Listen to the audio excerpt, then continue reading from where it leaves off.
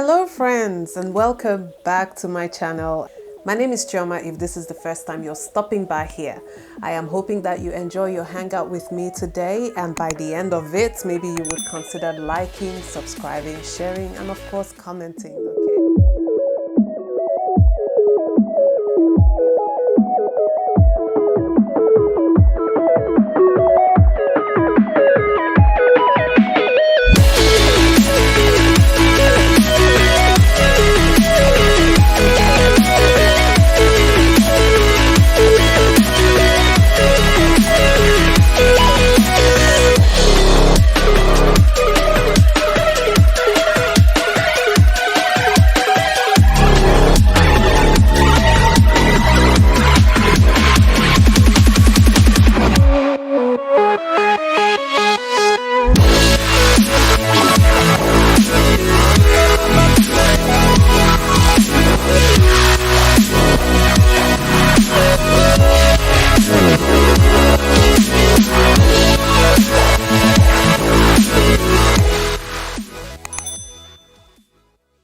So today in this video, I am continuing on from the series that I started in my previous video, where I talked about the 3 most popular pathways to migrate to Australia. As I promised in that video, I said I was going to pick each of those options and tear them apart, and that's what I'm starting in this video. So I'm going to be discussing the study pathway, which actually happens to be the most popular of the 3 pathways that I mentioned. And just in case you were wondering where that video is and where you can find it, I'm going to leave a link in the description box for you to watch it if you haven't already done so. Okay, so when I was making my notes, putting together my notes to make this video, I quickly realized that there was a lot of information I wanted to share. I decided to split this into 2 parts. So in this video, I am going to talk about some of the background research that is necessary for you to do when you are making a decision around what course to study, and especially if your intentions are geared towards becoming eligible for permanent residency eventually. Okay, so there's a few things you need to keep in mind, and there's a bit of a difference in how you choose a course to study than if you just wanted to study anything and maybe go back home, or just for the sake of progressing your career. So we're going to touch on that and also touch on the general school related requirements, okay? And then in the second part of the video, I will talk about the visa related requirements. All right, so let's get started. First of all, remember that in my previous video, I did talk about the 3 most important considerations around making a decision regarding what course to study. But as well, there was one other thing that I think was also important for me to have mentioned, but which I didn't mention in that one. And this is, related to the points tested system again. So it would be really helpful if you could find and this is something you can do through a simple Google search. If you could go back to see what the history of invitations for that occupation towards permanent migration has been in the past. So why this is important is because some occupations are highly competitive when it comes to the skilled migration visa programs. And because of, the highly competitive nature of these occupations, where obviously there are more people applying than there are spaces available within the program to absorb all of them, it just means that only people who score really high points are getting invited to apply for permanent residency. For instance, occupations in accounting, IT, some engineering professions, and even some medical science courses or occupations like nursing fall within that category, unfortunately. So what we are seeing is that even though technically speaking the cutoff is 65, a lot of people coming through these occupations are having to provide scores as high as 85, 80 points, even 90 points before they get invited. I am only encouraging that you go ahead and search what the invitation rounds in that particular occupation has been previously, so that you can then make an informed decision around whether you can commit, to whatever it would take for you to get as high a score as possible for you to be invited, and whether it's actually feasible in the first place. So that was the fourth thing, okay, that I thought would be really important for you to consider as well. Now, the way that I'm going to do this is to show you some of the background research that needs to happen for you to determine the prospect of a course that you want to study and whether it would stand you in a good stead towards permanent migration. And I'm going to do that using a random example that I pulled out of the skilled occupation list. So we're going to use that occupation to see what course you would need to study to qualify for that occupation, and obviously the prospects of that occupation towards skilled migration. Let's get started. The occupation that I'm going to be using as an example to put you through the paces of what your research should look like is the electrical engineering technician. Okay, so let's have a look at the skilled occupation list first. So this is the skilled occupation list, and you can see all the visa subclasses that are attached to skilled migration through this list. Okay, so if you scroll all the way down, then this is where the skilled occupation list actually begins. So I have already gone ahead to enter the occupation that I said I will be using as an example to show you what kind of research to do, which is the electrical engineering technician. I put it into the search bar. I put it into the search field, okay, within that page. So this is something you might want to do if you have any occupation in mind and you want to check whether it's on the skilled occupation list. You just need to type it on here, okay, and then you hit the search thing, and it will give you all the results related to your search query. So down here is the skilled occupation list. We have a column for occupation, and in this instance we're looking at the electrical engineering technician. You have the ANSCO code here, which is a number, and that number is an identifier for that occupation on something called the standard classification of occupations. We'll go into all of that, okay, just hang on. And then we have the visa column, which again tells you all the visa subclasses that you can apply through and nominate this occupation. Okay, so there's the 186, 189, all the way down to 491, which is the skilled provisional regional visa. So you can see that the visa options that you have on here span all the way across temporary visas to provisional visas to permanent residency visas. There are some occupations you would find on this list that do not have quite a range of visa options that are accessible through that occupation. But for this particular occupation, these are all the visa subclasses, and so it's looking promising. And then the next column is the list column, and you have this MLTSSL here, which stands for the medium and long-term strategic skill list. Okay, so this is the particular list that this occupation is tied to.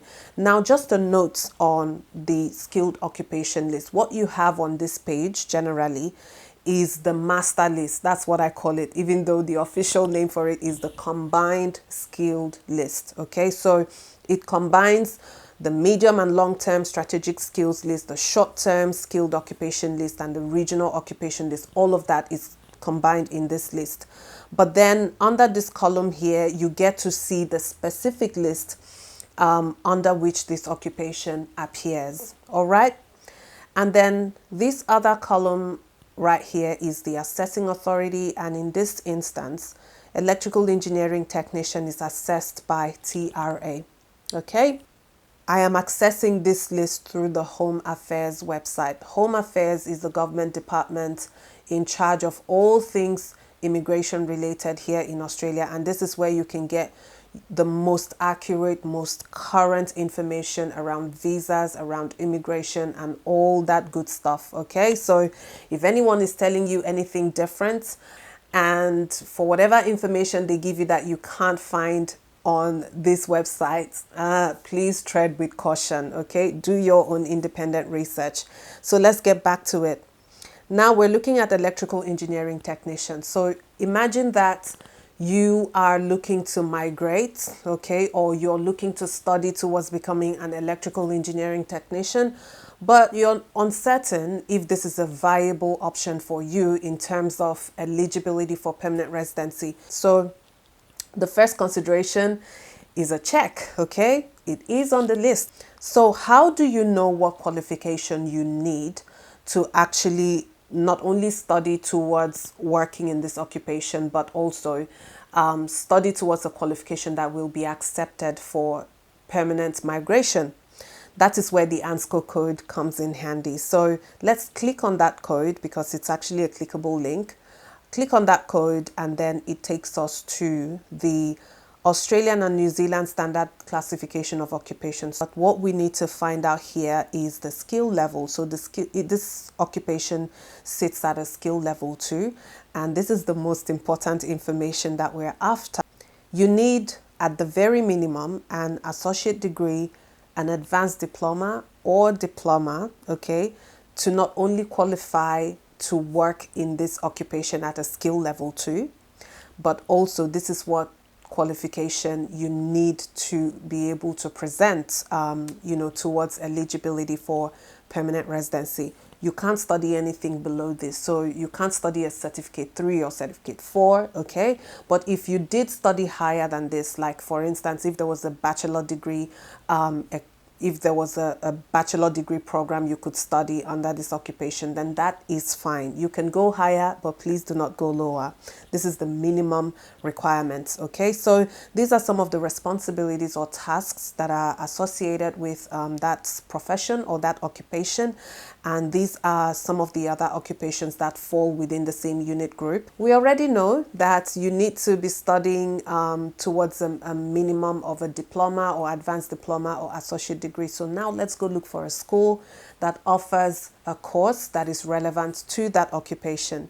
So I already went ahead and found a school that offers a related course, okay, because these things take time and I don't want this video to be overly long. So I found a TAFE, okay, a TAFE institution in New South Wales that offers an advanced diploma of engineering technology electrical. Now you might be wondering what TAFE is. TAFE is an acronym which is TAFE, and it stands for Technical and Further Education. So TAFE institutions are vocational education providers, and it's mostly for people studying towards a trade certificate. Whatever qualification you get in a TAFE is recognized Australia-wide, all right? Now, another thing to keep in mind when you are searching for an education provider and a course as well is to make sure that the education provider has a CRICOS code. So CRICOS stands for Commonwealth Register of Institutions and Courses for Overseas Students. Not every course has a CRICOS code, and you need to be really careful around that. You need to make sure that whatever you're coming here to study has a CRICOS code, and the education provider is able to provide that code, okay? So we can see that we're good to go in that regard for this particular institution and that course. Now, the duration, 2 years, a big check. Remember I said it's good to study a course that has a minimum of 2 years, okay, in duration. And this is the course fee, 27,810 Australian dollars for the entire 2 years. So you decide if that is a check or not. Hopefully it is. Now remember that I spoke about invitation rounds and how it's good for you to try to find a history of how that particular course or that particular occupation has fared in the invitation rounds towards permanent residency. So I went ahead as well and did a little search, and this is also from the Home Affairs website. So what I googled was invitation rounds Australia migration, something very generic like that, and then I found this result and I clicked on it because again it's the Home Affairs department, or the Home Affairs website rather. So I just need you to understand that things look a little different on this site right now due to COVID. So because of COVID, the migration program, generally speaking, has been severely impacted, and so There's not a lot of data available around who is getting invited and how many scores they are needing to actually get invited. A lot of things are on hold right now, as you can imagine. So, but this is where you can find some information. Okay, this would give you a bit of an idea what I was talking about. But let's go down to industrial, mechanical, and production engineers. This is the occupation. This is the subclass of visa that people have applied under, okay, and which is the 189. This is the skilled independent visa, okay. And this right here is what we're interested in. 80, minimum point score, 80. So nobody who has scored anything below an 80 has been invited to apply for permanent residency under this subclass. All right, I'm not going to say anything further than that, but then, like I said, this is something to keep in mind. So if you check your the occupation or the course that you're interested in, if you check the occupation attached to that course, check how they have fared in the invitation rounds, and it's not looking like a good prospect for you when you obviously go through the points tested system. If you're not making up to 80 and you can't see any possibility of increasing your scores to the minimum point score for you to actually get invited, that's something to keep in mind. Okay, so you want to make sure that you're making a commitment that is realistic and achievable towards your goals. Okay, so now that we have that, I'm just going to speak very briefly about the school related requirements. Okay, you would need to provide evidence of any previous study you've done, any other qualifications you hold, obviously depending on the level of study that you're coming in to do. So if it's a master degree, you need to provide everything from your bachelor degree level of study, and even lower than that, like your high school leaving certificates. That would include transcripts, your certificates, and anything else. I'm sure you know these things. And then let's talk about the English language requirement, because that can be a bit confusing. Now, depending on the school and the course that you're coming to study, that requirement might actually be waived for you. Now, I do know, thankfully, that for some countries, even countries in Africa where English is spoken as an official language, or where formal instruction is in school is carried out in English language, there might actually be a waiver where you're not required to provide evidence of English language proficiency. Okay, so some African countries that I know are exempt are Nigeria, Ghana, Zambia, Zimbabwe, South Africa, of course, Kenya, and some other countries. So you would need to check that.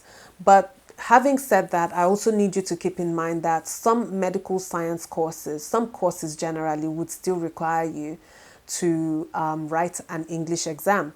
So I do know that for nursing in particular, a lot of universities require that you present an English test result. Then obviously you need to provide ID documents, which would be your passport or any internationally recognized ID cards.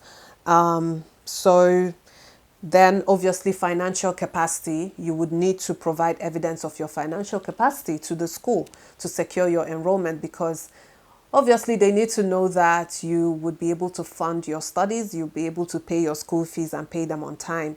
So you're going to provide bank statements towards that, but as well, you would also need to provide evidence that you have genuine access to the funds. All right.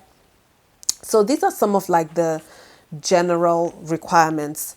Now, some schools might take it a notch further and require an interview from you. So they would conduct an interview maybe over the phone or by Zoom. I don't know how that is happening at the moment due to COVID, but some schools, and depending on the course as well, might require for you to do an interview. Some might ask for you to put together a portfolio of previous projects that you've done relating to the course that you're coming in to study, and you would have to present that as well.